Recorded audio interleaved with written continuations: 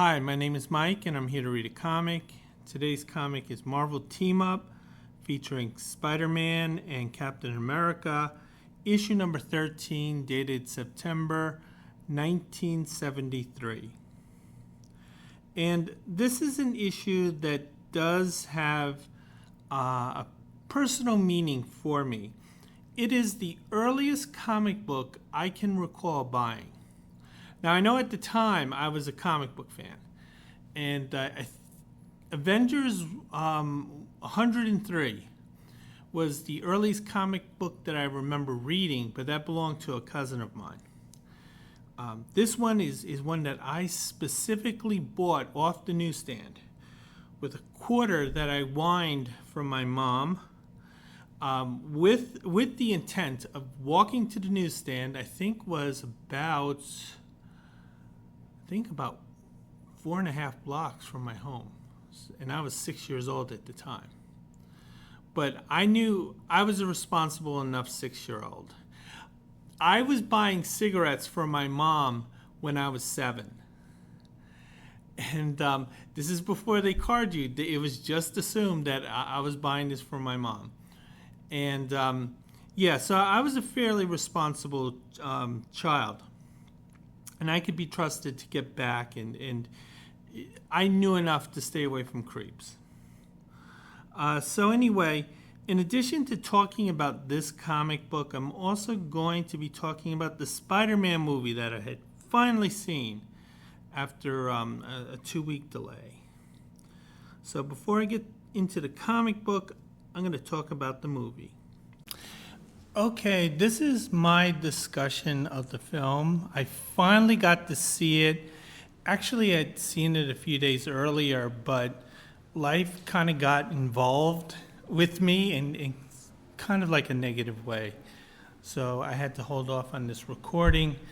The movie honestly really wasn't for me.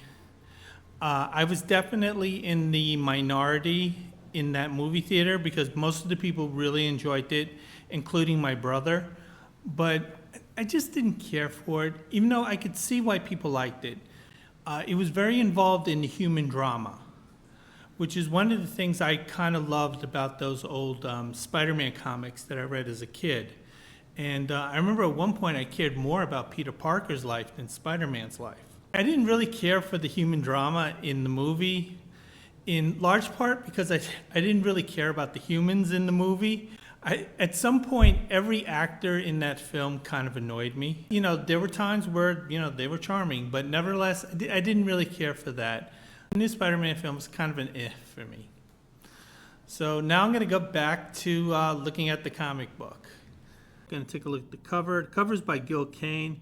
It's a really good cover. This cover definitely drew me as a kid.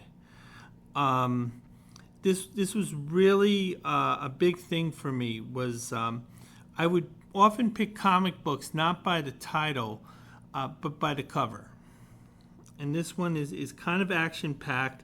There is a 3D feel to it when you look at the backgrounds here. And these are drawn backgrounds, but nevertheless, kind of the gray tones really make both of the heroes stand out, almost like a 3D image.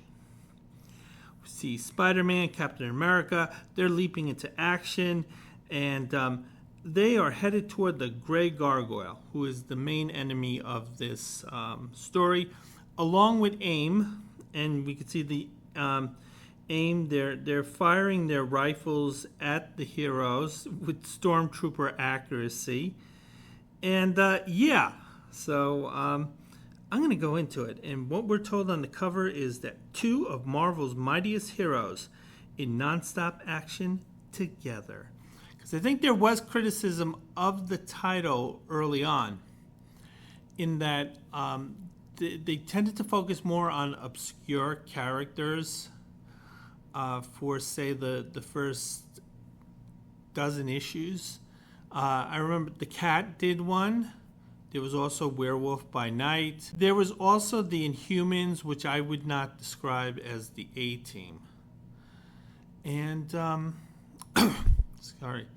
And yeah, so this is kind of a big team up here. So I'm going to go into it. So I'm going to take a look at the splash page. We're told that the story of this is The Granite Sky. The book was written by Len Wein. This is very much a Len Wein story. It's structured exactly like a Len Wein story would be structured. The art is by Gil Kane and Frank Giacono. I hope I pronounced that name correctly. He's a well-known artist and inker at Marvel during this time. This is a well-drawn book. I kind of get the feeling that Gil probably did most of the layouts, and then Frank kind of like fleshed things out. The colorist is Glenn Wein. This is Len's wife, I believe, and it's edited by Roy Thomas. And the letterer is June Braverman. I normally don't read all the credits, but these names are kind of easy to pronounce, other than Frank's. So this kind of perfectly fits the time period that I became a Spider-Man fan. In that Gwen Stacy was dead, but at the same time, she's a relevant character in these storylines. Because Peter is here at the docks, and he's still mourning the passing of his girlfriend, Gwen Stacy, his longtime girlfriend, Gwen Stacy. Peter's going through a lot of guilt. He's not necessarily directing the guilt at the right things, though. I'll kind of talk about that later. We see, as I had mentioned, Peter, he's at the docks. It looks like he's probably near Chelsea. Well, no, there's the Brooklyn Bridge. So I'm assuming this is the South Sea seaport, probably near Fulton Street where the fish market is. And very nicely drawn infrastructure here. But we see Peter, he's just miserable at this point. He doesn't know what to do. He had just came back from a trip to San Francisco. That's where he encountered the werewolf by night. I liked that issue, even though a lot of fans didn't. But he was hoping that San Francisco, which is not a Spider-Man friendly city, there's a very small radius in which Spider-Man could operate as Spider-Man. He would definitely have to modify his modes of travel if he were going to stick it out there. But he came back to New York. He still has Gwen on his mind. And he feels a great deal of guilt because he's admitting to himself that Spider-Man did kill her. And yeah, he kind of did. And we're going to turn the page. So anyway, Peter, again, he's not looking at the right thing. He's talking about, well, Spider-Man killed her, but it wasn't actually me who did it. Yes, you did, even though obviously you were doing it for great intentions. You wanted to save her from that fall. But really, Peter, your blame is that you never disclosed to Gwen you were Spider-Man. You never gave her the option of, escaping this. And Peter Parker, he knew there was one villain out there who knew who his identity was. And that was the Green Goblin. He knew the Green Goblin, Norman Osborn, I should say. Harry became the Green Goblin later. Norman Osborn was still alive. He's still cuckoo for Cocoa Puffs. He reverted back to the Green Goblin at least twice before this. So really, as far as I'm concerned, the blame that Peter should shoulder was his just being a bad boyfriend. He did not share this information with his girlfriend. But that might be too tough for Peter to kind of deal with. So anyway, as he's going through this angst, this mental angst, as he's thinking to himself, he's interrupted by a sailor. And this is a very inebriated sailor. This is a sailor whom it appears that either Peter Parker or Spider-Man has encountered before. because we're told that in Marvel Team Up #2, this character did appear. So again, this, I guess it's kind of like, addressing an unanswered question that nobody's asking. Where is Nathan? The drunken sailor who, just has nothing but good advice to offer the world, even though he doesn't take it himself. So anyway, Nathan, he's kind of more like talking to himself, but looking at Peter rather than actually interacting with Peter. Peter just looks so bored. He's just, oh, please, I don't want to listen to this fuck. Nathan doesn't care. He's just going on and on. He's saying, I am what I am. Then Peter sees an opportunity to exit.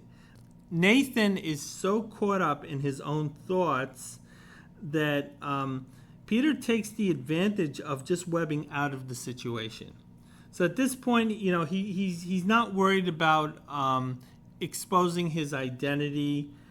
Again, he's so down in the dumps at this point. He's being a little reckless here. But nevertheless, it's understandable. This guy's totally drunk. He's not paying attention. Peter doesn't sense anyone else around. So he just simply swings off. And Nathan here is confused. He's like, dude, I'm saying all these wonderful things and no one's listening? Gonna turn the page. Then Nathan, he kind of reminisces that this doc kind of brings out strange things in the Marvel Universe. And apparently, I think Marvel Team Up #2 is Spider-Man and the Torch. I know Spider-Man was fighting Morbius in 3. I don't know if he came back in 2. I don't think so. But nevertheless, Nathan is noticing that this dock is an adventurous place. Then, as he's kind of wrapped up in his own drama, a meteorite hits the East River. The Hudson River, I should say, because the Hudson River's on the west side, and Chelsea's on the west side. And this is of great interest to Nathan. Nathan's like, wow, National Geographic came to me. And Nathan is looking at this as a falling star. He's thinking of all the wishes that he could make. If he can kind of get his head from to stop spinning here. But then a figure comes out from the murky the very murky waters of the Hudson River. And it's a humanoid figure, and it's a figure that's heading toward the dock. And Nathan sees this figure coming closer and closer. And Nathan, who's ever helpful, he doesn't just help you with his good advice. He'll actually give you a hand. And Nathan is saying, this is the hand I wipe my ass with. This is the hand I jack with. Dude, I trust this hand. And I'm going to extend this hand to you. And the humanoid form, he reaches out to Nathan. And he makes contact with Nathan. And then there's a crackle of energy that happens from this touch. Going to turn the page. Okay, there's an ad I don't need to look at. So anyway, going back to the story, Nathan is now a figure of stone. He is immortalized, if that's the word, for about an hour, because that's how long the Grey Gargoyle's powers last. And we can see him laughing, just having a ball. This poor guy just had nothing but altruistic intentions toward the Grey Gargoyle, helped the Grey Gargoyle out of that filthy, dirty water. And God damn it, he is such an asshole troll that he turns this guy into stone, and he gets a laugh out of it too. So this guy is a major a-hole. I should also mention he's French, even though you would not know this from the dialogue here. So anyway, we're going to go back to Peter. He was a few blocks away, so he's nearby, but he's sort of not there. So he didn't see the action going on. Peter feels that he needs to sort of to clear his head, and he's going to do so as being Spider-Man. So at this point, he's on the rooftop, and he's just changing into his Spider-Man duds, and he feels that, maybe he can accomplish something. Maybe someone out there needs a shoulder to cry on.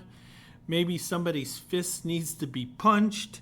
And Peter's saying, either way, I'll get some emotional relief from that.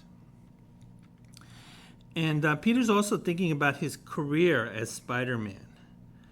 Because, again, this is a running theme with Peter Parker. And it's one of the things that made his character so compelling was that this guy just can't win.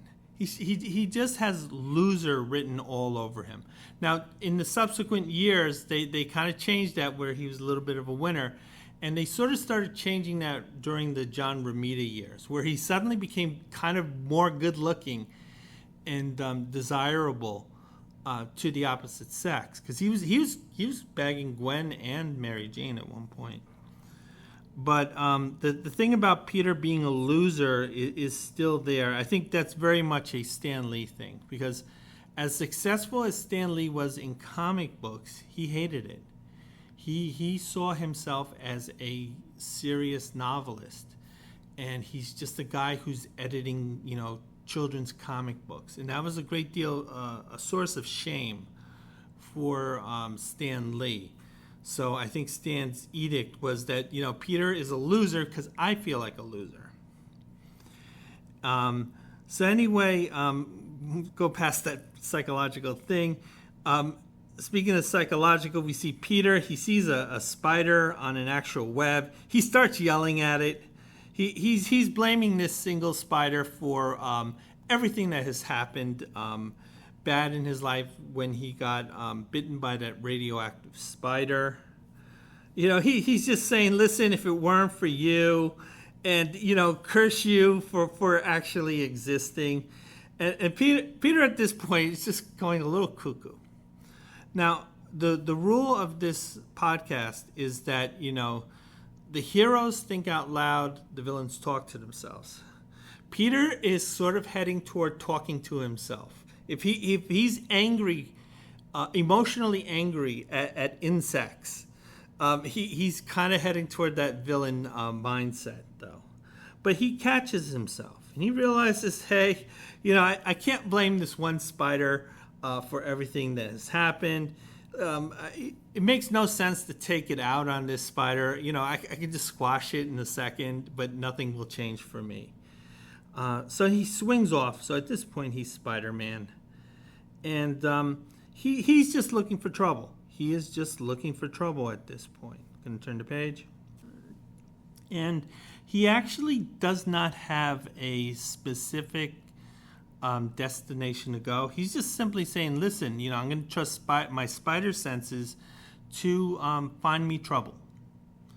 And that's exactly what happens, is that his spider senses start to tingle.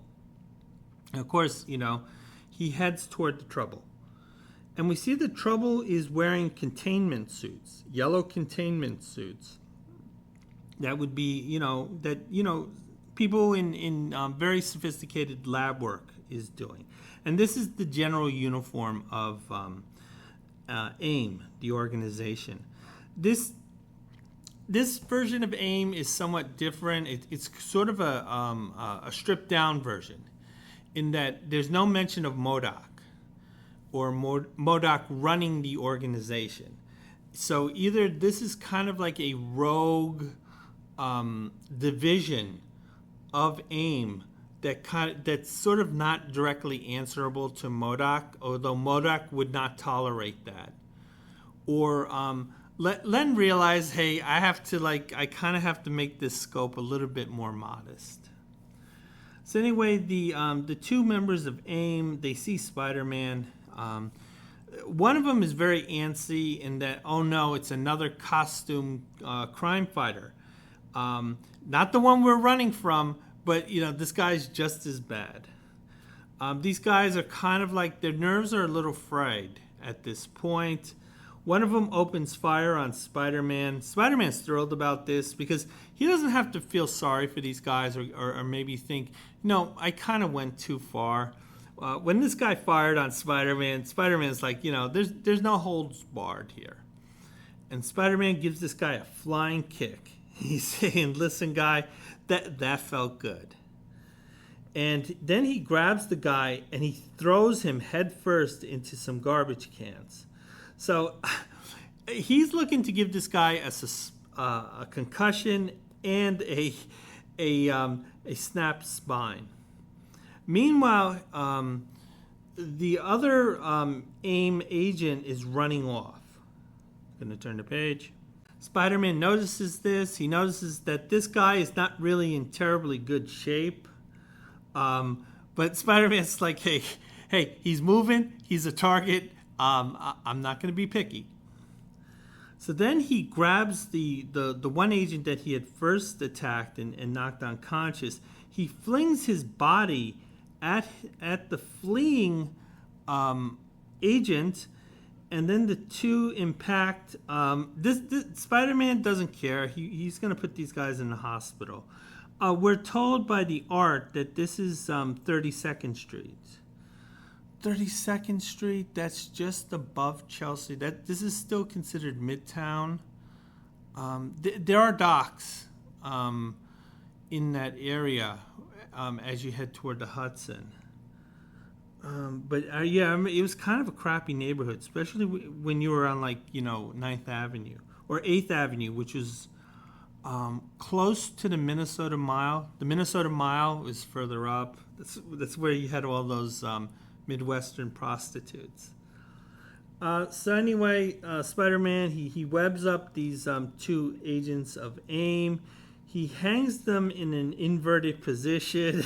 So all that blood is rushing to their heads. These guys have concussions. Not only that, all the blood is rushing to their head. Spider-Man's screwing these guys up for life. And Spider-Man's saying, listen, maybe the cops will come, maybe the garbage truck will come. Either way, I'm fine with either of those two picking you up. And Spider-Man's saying, listen, I can't wait around for the police. I don't want to fill out police reports. I'm kind of wanted. So I'm going to swing off, and I'm going to try to find more of your buddies. If there are more guys dressed like you, they're taking a beating. I'm going to turn the page. So at this point, Spider-Man's trying to kind of triangulate exactly where these guys came from. And he did recall one of them mentioning another costumed hero. So Spider-Man's thinking, hey, there's a really good chance that I'm going to have a good fight on my hands.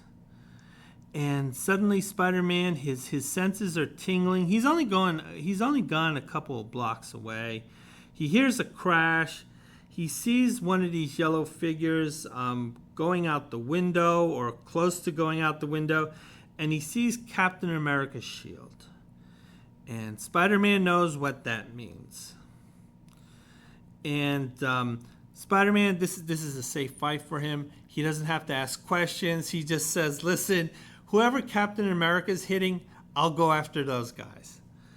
And Spider-Man is making it clear, listen, he wants to take something out. All that emotion that's pent up, he wants to take it out on someone. And he's saying, these guys, they're it. Going to turn the page. Okay, another ad, don't need to see. I've seen it before.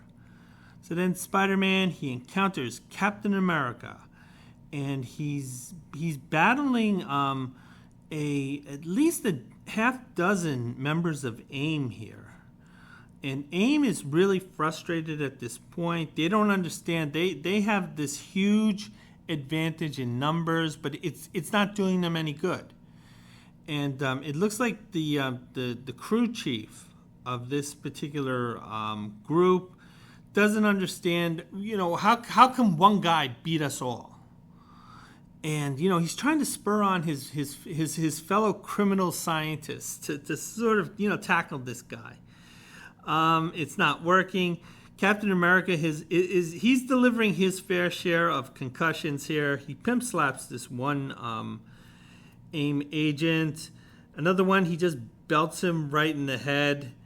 However, it looks like one of the other AIM agents has the drop on Captain America. He has a crowbar in his hand, and he's gonna skull Captain America here. So he's gonna crown him in a not so nice way. And he also calls him a verbose fool. Again, that's kind of the thing that Len Wein liked doing. But then Spider-Man, he sees this. He uses his webbing to knock that underhanded AIM agent off balance, and then he belts him with this huge overhand left. And Spider-Man is saying, "Where I come from, they teach us to respect the red, white, and blue. So you take that." Gonna turn the page. Yeah, around this time, the Vietnam War was starting to wind down. So they actually were having trouble as to what to do with Captain America as a character, because as I had mentioned, it's a flagship character, but it wasn't producing flagship sales. And part of the reason why was, for years, a lot of comic book readers, they either had relatives or they themselves who were fearful of the draft. And because of that, people did not want to associate with Captain America. So anyway, we see Spider-Man, Captain America. They're dealing with these AIM agents, saying, "Listen, I just came by. I just need something to hit, and I think I'll help you out." Captain America's kind of thankful. Hey, I like hitting these guys too. So whatever building or unit that they were in, both Captain America and Spider-Man, they make a quick exit through the window. And Captain America and Spider-Man, they're on the roof. Captain America is in contact with S.H.I.E.L.D., saying, "Hey, I have a cleanup job for you. I took care of this. You guys, I don't want to fill out paperwork, and I don't want to take guys to the hospital. So can your boys do this?" And then Captain America is rudely corrected. He says, "They ain't boys, Winghead. They're men. And don't you forget it." So, Nick Fury kind of is putting Captain America in his place here. Captain America refers to him as Nick, so we know what's going on. Spider-Man, he's like, "Well, hey, I'm impressed that you have someone to clean up your crime-fighting mess. Me, I have to maybe rely on New York Sanitation to do that." And Spider-Man's sort of making a kind of like a joke about the fact that they really knock these guys unconscious, and do you think they'll stack these guys up one by one in the morgue? Captain America doesn't find this funny, saying, "Listen, those guys are human beings. We beat the crap out of them, and they deserved it, but they're still humans, and we kind of should not denigrate, their pain, because that makes us a lesser human being when we do that." Spider-Man, he's not hearing this. He's like saying, "Dude, I'm not in the mood. I just want to beat the crap out of someone, and I want to beat the crap out of someone who deserves it, because I don't take it out on Aunt May or anyone like that, But before Spider-Man can finish his sentence, both Captain America and Spider-Man, they're blinked out of existence. Gonna turn the page. Let's skip that other ad. And then we see Spider-Man, Captain America. They're on the S.H.I.E.L.D. Sky platform. This is not the space platform that they had, which Dr. Lang had taken possession of, or he commandeered it in X-Men 98, 99, 100. This is the one that's more like the Zeppelin. And we see that both the heroes, they're surrounded by agents of S.H.I.E.L.D. We recognize one of them is Dum Dum Dugan because of his the bowler that he wears. Spider-Man, he's really caught by surprise. He didn't know that this was happening. he might not have agreed to it. One of the things about the transporter from Star Trek, and this is what it's clearly based on, was the fact that the process completely disassembles you on a molecular level, and then it kind of recreates you once you reach your destination. So it's basically, that version of you when it first went in is destroyed, and then it's restructured. That would kind of scare some people off. I think they redid it where it doesn't actually do that. I think it just puts you into kind of like subspace. Because I do remember an episode of Next Generation with Dwight Schultz, and his body wasn't disassembled when he was in the transporter.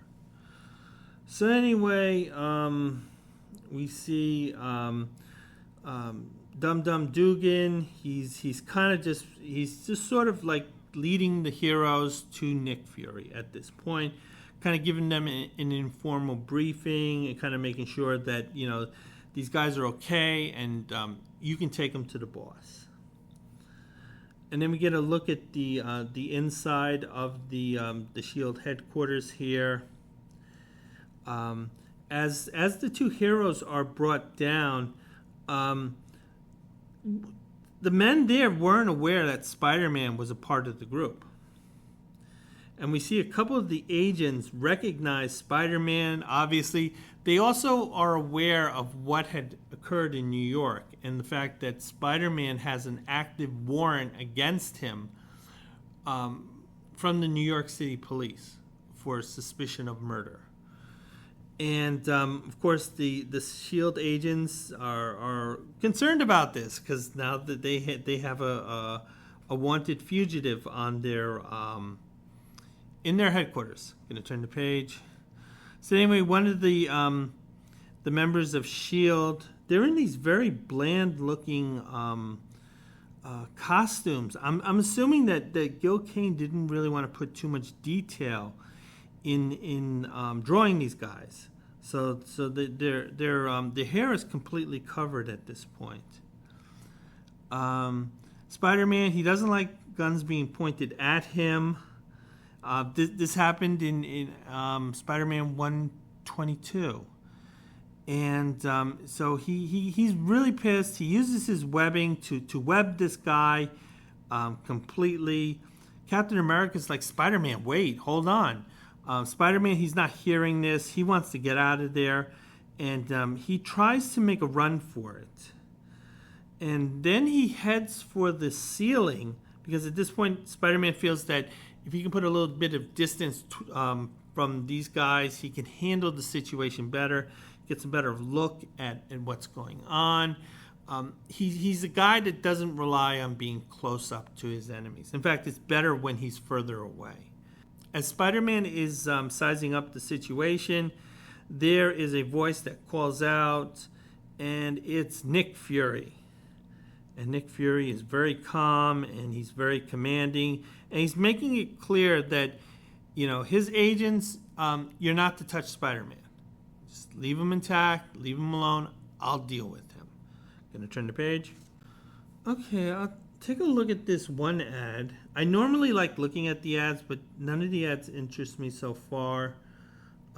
This is a hodgepodge of ads. The one that stands out is the one with Brian LaRose, who has this kind of creepy looking grin on him. Looks like he's been completely hypnotized or lobotomized, and it looks like it's one of these early multi-level marketing schemes here. So I guess they're trying to get these little kids to sell this stuff. I think these are like samples that companies would create, and then they want to test it on the public. So anyway, going back to the story, we see Nick Fury. He's talking to Spider-Man, and he's trying to make it clear, like, Spider-Man, I'm going to give you the benefit of the doubt. I'm not going to arrest you. I just want to talk. And Spider-Man agrees to it, but he's a little kind of hesitant to commit, but he respects Nick Fury enough that he's willing to listen. So Spider-Man, he swings into this conference room. Captain America, he's right behind Nick Fury. And it appears that there's some unfinished business, which is a little surprising to Captain America, because he's like, dude, I thought I finished up what you asked me to do. This is the first of many shoutings that happens. Nick Fury shouts at Captain America, in a word, no. So there's a lot of yelling in this comic. And apparently S.H.I.E.L.D. is trying to track down some type of guided missile telemetry system that's vital to American security. And they had gotten word that AIM was planning to snatch this device. And Nick Fury and his agents of S.H.I.E.L.D., and they're out there to foil AIM, I should say, in getting this technology. Captain America was a part of that, which is why he was fighting those guys earlier. This is the thing about Len Wein. Len Wein, just like Cary Bates, he likes to tie up those loose ends. So he did not want a situation where the reader is asking, why is Captain America just beating up on these random AIM agents? How did he know they were there? Did he have any purpose in doing it? So Len is explaining the purpose of Captain America's appearance. And Nick Fury is saying, listen, there's a problem with your mission. There's one Captain America, but there are 3 of these gizmos. And that's the problem. You stopped AIM from grabbing that one gizmo. My own agents stopped AIM from grabbing the second gizmo. But AIM was successful in grabbing the third gizmo. So the mission is continuing because AIM was able to acquire the technology that they were looking to get. However, Nick Fury is saying, listen, we have one advantage that they're not aware of, is that we bugged and we put a homing device on the gizmos. So they kind of did what Princess Leia did later on in Star Wars. And because there's a homing device attached to the, quote, gizmo, Nick Fury has a way of tracking down where that gizmo is. And presumably he's going to put Spider-Man and Captain America on duty to take care of this issue. I'm going to turn the page. So anyway, Captain America, he's all into this. He's saying, hey, I'll take care of the issue. You just send me where. I love beating up on those guys. Nick Fury says, listen, I'll be sending you two. And Spider-Man hears that. He's like, whoa. When did this become a we thing? This sounds like a you thing to me. But Nick Fury says, listen, this is national security. This is a everybody in the United States thing. So it isn't just you or you and Captain America or me and Captain America. It's like everyone who lives in America. And this is national security. However, if you're kind of a pussy, we'll just let you go. We don't want to deal with you. Spider-Man, he gets very angry about this. We're told that he uses some curse words to describe Nick, kind of talking about Nick's mom there. But nevertheless, Spider-Man does cool down, and then we are sent to Flushing Meadow Park. And this is the part of the park where the 1964 World Fair took place. They have the Unisphere there. It's still there. I remember first going to the park in 1988 because I'd always had a lot of interest in the 1964 World Fair. Even though obviously it was like it happened 3 years before I was born, but nevertheless I do remember the imagery. And I think it was around that time, 1988, where I actually made my first visit there. It was underwhelming, but I'm still glad I went. So anyway, it turns out that AIM is using this place as their base of operations. And we find that the gray gargoyle, who had shown up earlier, is there with the AIM guys. So we have this alliance with AIM and the gray gargoyle. I'm going to turn the page. I'm going to take a look at this one ad. The top part is an in-house ad for Savage Tales. This is the new magazine, 76 giant pages for 75 cents. Once again, the comic book companies wanted the kids to spend more money on bigger products. So there was a real big push to kind of go into these magazines. To not only gain a market, because there were fans who wanted, say, a more mature Conan, but just simply to sort of like improve profit margins. Because the issue with comic books was they sold a lot, but the price point was so little. This is 20 cents, so it was kind of difficult to kind of divide those pennies. Gonna turn the page. Gonna take a look at this ad. Hodgepodge of ads.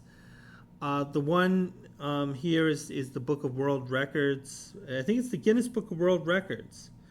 I love buying that. That was like one thing I made my mom buy every year in the late 70s, early 80s. They are highlighting the heaviest human on record. He weighed over 1,000 pounds and he was buried in a piano case. This poor guy, he's from the grave. He's still being humiliated. And we're also told that the most amount of alimony ever paid was $11 million. There was a war that lasted 38 minutes. And there was a single woman who bore 69 children. Oh, that poor woman. And the world's most expensive perfume at the time cost $370. So that was what was going on in the world. We also take a look at another ad. It's for rings. These just kind of fake rings. They're charging primo prices for it. I'm assuming that a lot of military guys were reading comic books at the time, so I guess they wanted to send this to their girls. You're also told that you can get free $1 million cash, but you have to send this quarter first. So anyway, we're going to go back to the story. Gray Gargoyle, he's kind of pushing his weight around, looking really buff here. And he's complaining to the AIM crew chief. Listen, can't these guys move any faster? Our launch window is only a few hours away, and we can't miss it. And the crew chief is telling the Gray Gargoyle that, if anything, we're ahead of schedule. We don't have to move faster. We're going to make that deadline. The Gray Gargoyle, he appears pleased by this, and he's saying that in a few short hours, he will have his revenge against the world, and Captain America in particular. And then we're given a flashback to events that had occurred in Captain America 142. This is when Captain America was working very closely with AIM. He was also working with the Falcon at the time. Again, they're trying different things with this character. And they're recounting the last time the Captain America had dealt with the Gray Gargoyle. Apparently, the Gray Gargoyle was shot into space. So the Gray Gargoyle's kind of resentful of that. He was in space. He had to stay in stone form. So it's not like he could pass the time by whacking off. So he's kind of bitter about that. Gonna turn the page. So then we see the Gray Gargoyle. He's kind of sashaying a little, to be honest here. and he's sort of just he's giving a recount where it's not needed. I'm sure the crew chief is like thinking, God damn it, do I have to listen to this asshole? Because AIM had made a deal with the Gray Gargoyle.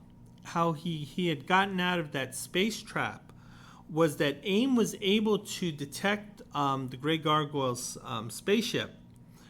They were able to contact him, and there was mutual communication between the two, Gray Gargoyle and AIM, and they both had what each other wanted.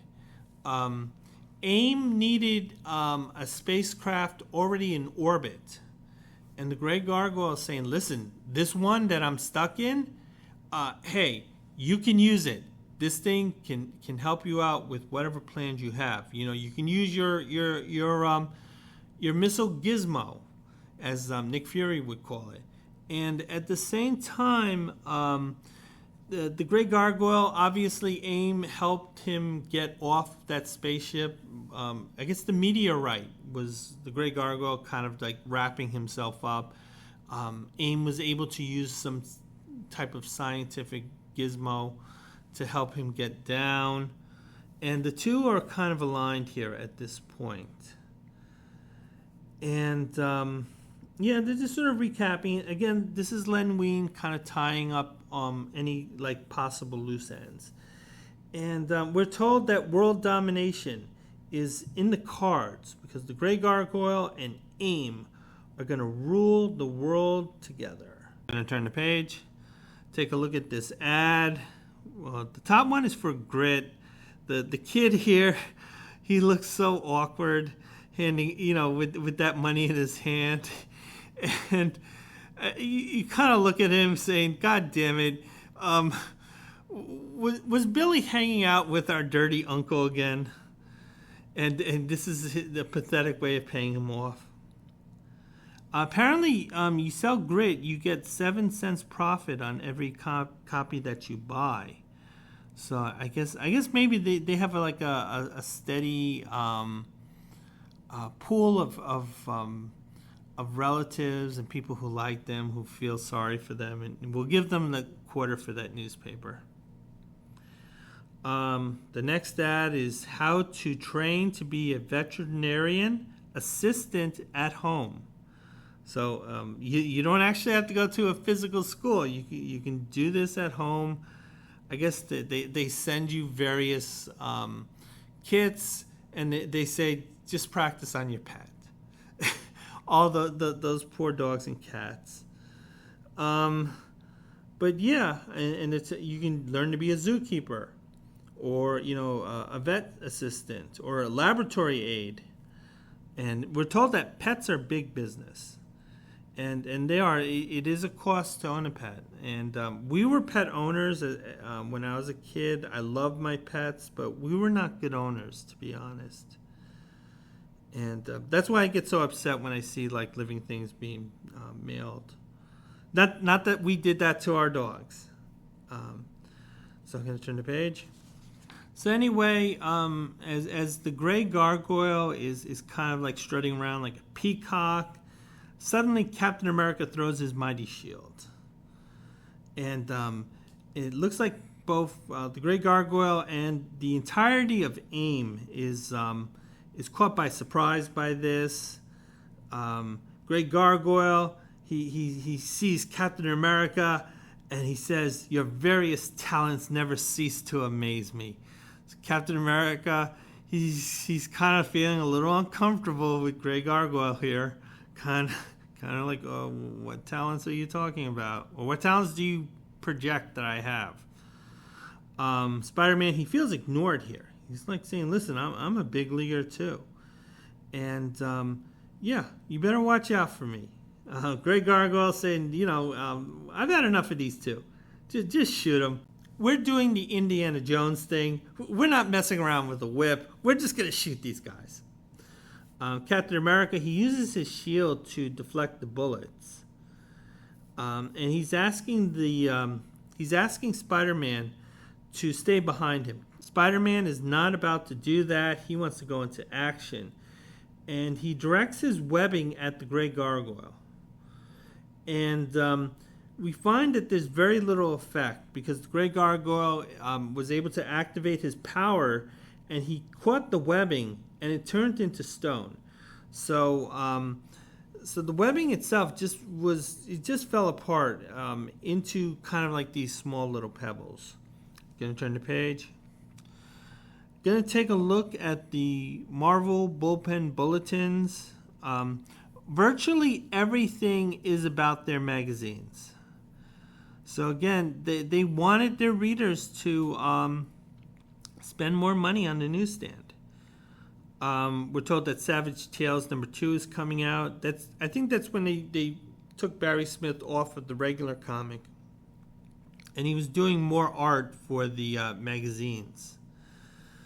And we see that they're talking about the summer of 1973, which is kind of the earliest summer I remember. I have vague memories of what happened in 71, 72, but those are like very personal and fragmented.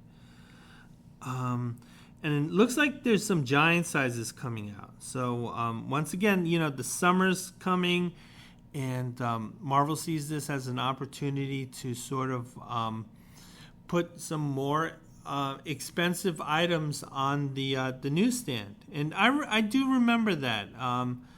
Is that toward the end of the school year, I noticed that the giant sizes would come out more often. These are the ones that were selling for 35 cents. And they're talking about Dracula Lives and Tales of the Zombie and Crazy, which was awful. But nevertheless, they wanted kids to spend that money. And then the last item is on Brother Voodoo. And yeah, his adventures. I think I do have a Brother Voodoo comic that I should look at. I actually kind of like Brother Voodoo, to be honest. Even though I think for the longest time his character was considered like a complete embarrassment to Marvel. And we're told that Bill Everett had just passed away. I had looked at this notice earlier, so there was a comic book from this era that I mentioned this. He had passed away on February 27th, probably 1973, and that Submariner 65 was really the last one that he was involved in. If you remember, Bill Everett really kind of controlled the creative direction of the Submariner title. But eventually his illness, he wasn't able to work as much as he wanted to, and things kind of fell to the wayside. And it later fell on Steve Gerber to handle it. And Steve Gerber kind of threw his hands in the air as far as what Bill Everett was doing. And 67 was this total reboot. And basically they were telling readers, hey, all that stuff that was happening when Bill was alive, you can forget about it now. We're not going to look at that stuff. So poor Bill got a little bit disrespected there.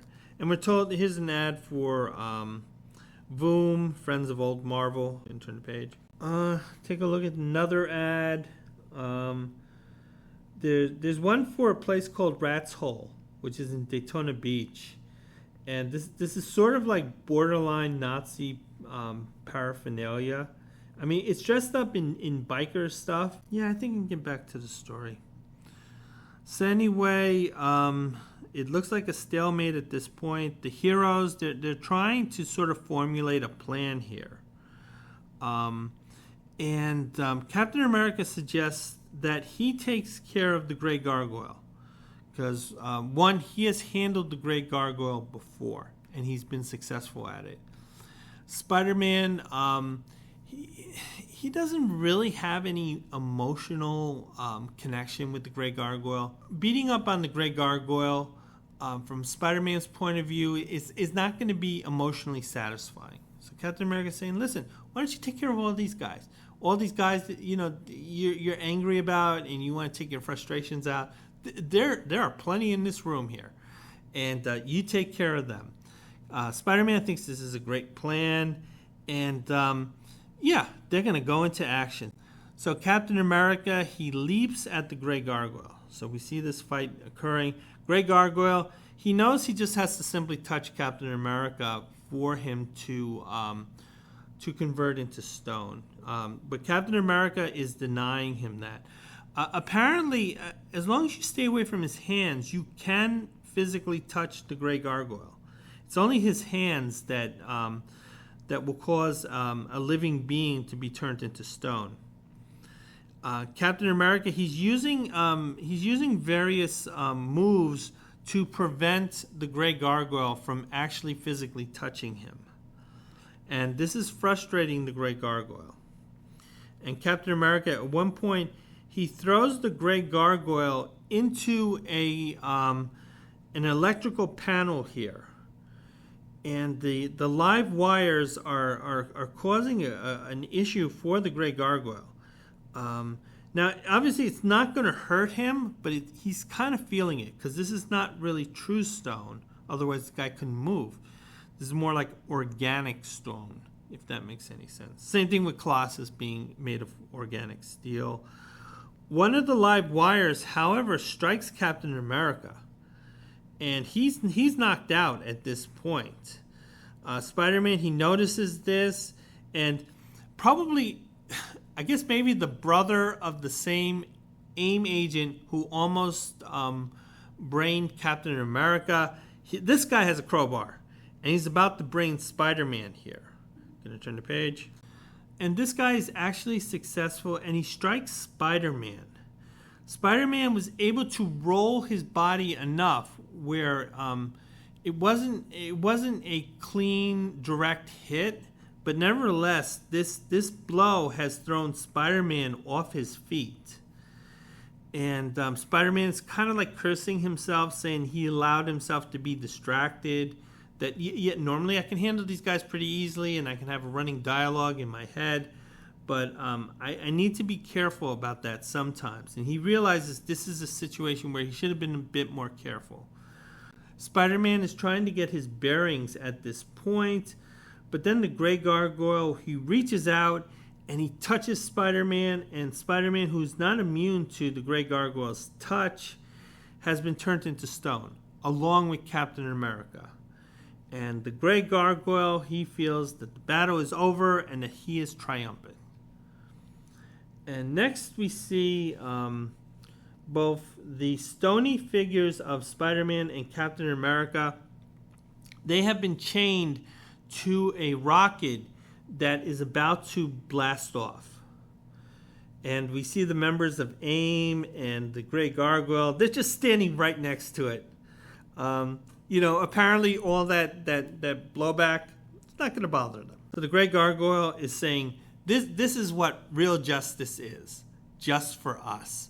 And this site is just for us. They're seeing Spider-Man, Captain America. They're going to be taken with the rocket so AIM can complete its whatever plan they have for the missile system. And this is going to allow them to dominate the world. I think the plan is that the satellite that the Grey Gargoyle has, AIM would be able to power it, and that satellite would basically turn large areas into stone for 1 hour. So the thing is that he could threaten New York, saying, listen, every living thing in New York will be turned into stone if you don't give me, whatever, Dr. Evil type money he's looking for. And the Grey Gargoyle, he's very pleased with himself at this point. Gonna turn the page. So anyway, the Grey Gargoyle, he's just ranting here at this point. He's in this, look at me situation.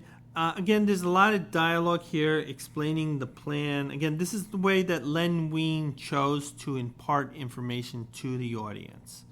Sometimes he did this a lot, where he will spoon feed the audience, because he was like, hey, I know you little shits. I know how much you guys really don't read. You just kind of skim. And I don't really want to come up with a complicated backstory. So having the Gray Gargoyle kind of like this deliver this expository dialogue to an audience who already knows this information, that's sort of what Len Wein would do. So we see the Gray Gargoyle. He's handling the controls. Not sure you want a guy made of stone to handle these delicate controls, but nevertheless, this is his victory.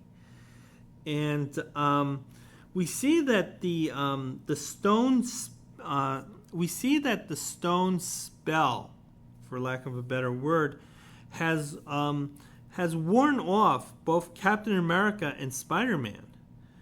And this has completely surprised the Gray Gargoyle, because he knows that his power will last for an hour, but it only really a few minutes has passed since these guys were changed into stone.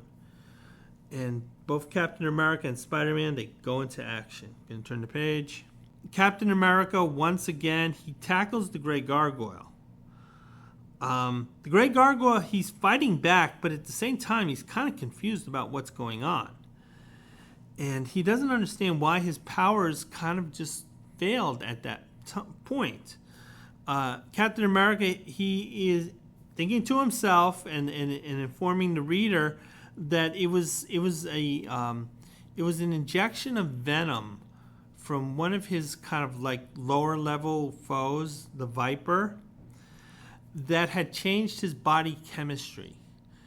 And that change in body chemistry conveniently allowed the Gray Gargoyle's spell to last significantly longer than it normally would. However, Captain America's thinking he doesn't understand why Spider-Man was immune, because Spider-Man had changed back to human around the same time as Captain America, and Captain America's thinking, "Holy, how is that happening?"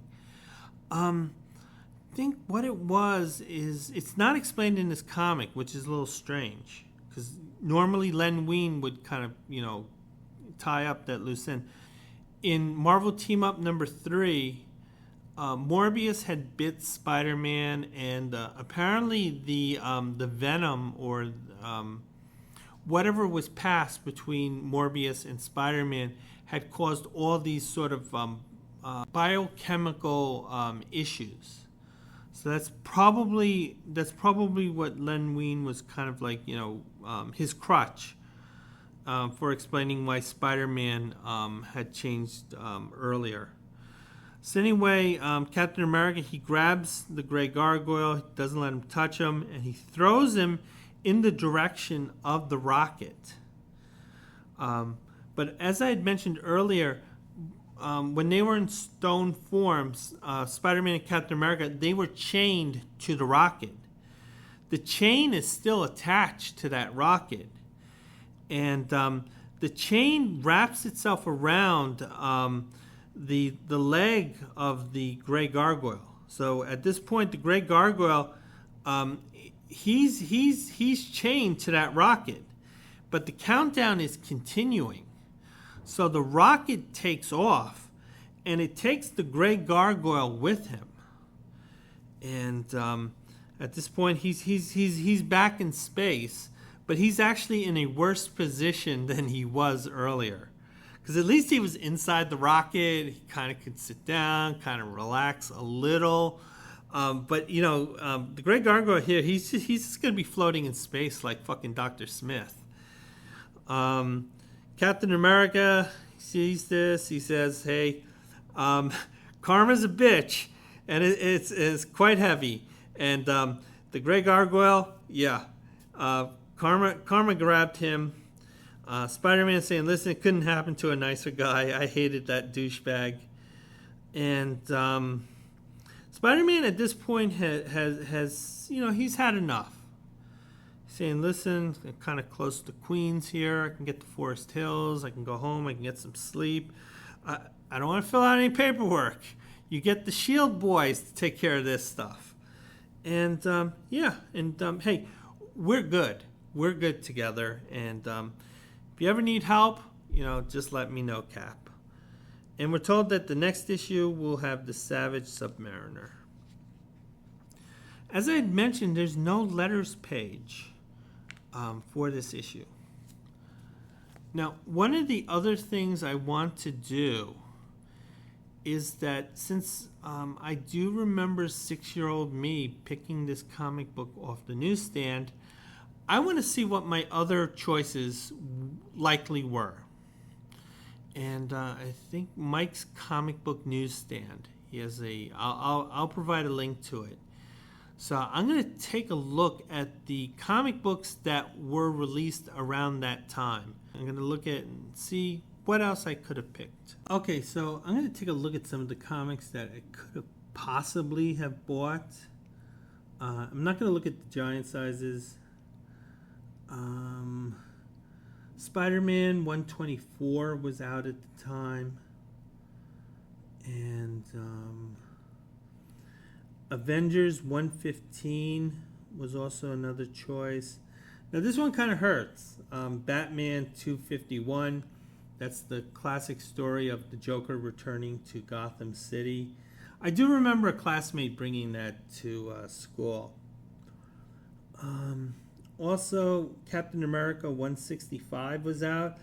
I don't think I would have enjoyed that as a 6-year-old, along with the Avengers. Captain Marvel, issue number 28. This is like in the middle of that classic Jim Starlin run. I probably would have enjoyed looking at it, but I would not have been able to make heads or tails of that storyline.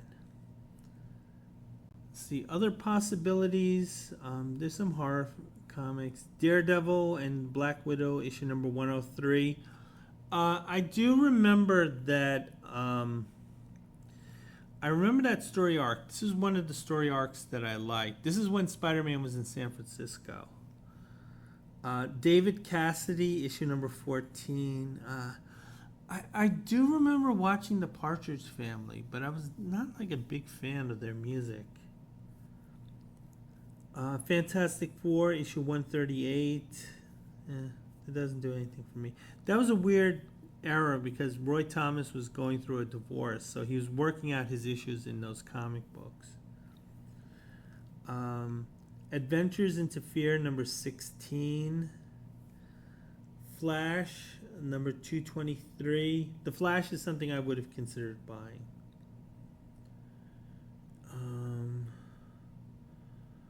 Nothing else. There's a romance comic where a woman's being spanked. I think I talked about that issue. The last lot I'll look at, Ghost Rider number 1. Yeah, I was never a huge fan of Ghost Rider, and I know I'm not alone in that assessment, because when I was reading Ghost Rider number 35, there were letters like saying, I'm finally seeing some potential here. 7 years, and they finally saw that potential. There's an interesting cover here for Girls Love. I would never have picked Girls Love, but this cover's kind of funny here. And I kind of know that feeling where this very young girl, she looks like she's 8, and she clearly has a crush on an older guy. But the older guy rightfully is not, seeing her that way. Think of, say, Cindy being upset and jealous of Marsha's boyfriend. It's kind of like the vibe there. The Funky Phantom, I never got that concept. I know it was popular with movies like with Abbott and Costello with the revolutionary ghost, but still. Luke Cage, Hero for Hire, number 13. I remember a friend buying this issue. I don't think I would have enjoyed it. Hulk, I would have enjoyed the Hulk, issue number 167. This one has MODOK in it, so I guess I guess MODOK was too busy fighting the Hulk to pay attention to what AIM was doing. Iron Man number 62. It was definitely written for an older audience. I would not have enjoyed it. Although I might have bought it simply because it was Iron Man. Black Panther number 6. That's is it Killmonger. That's the start of the Killmonger arc. Justice League 107. This is a team up with the Justice Society on Earth 2, which they had every so often. Commandy. I love Commandy, so I would have enjoyed that issue, number 9. Yeah, that's about it. So yeah, I think really only that Batman issue is the one that kind of got away. And that's it. And this is my review for Marvel Team Up number 13, and I hope to have more reviews up soon. Bye.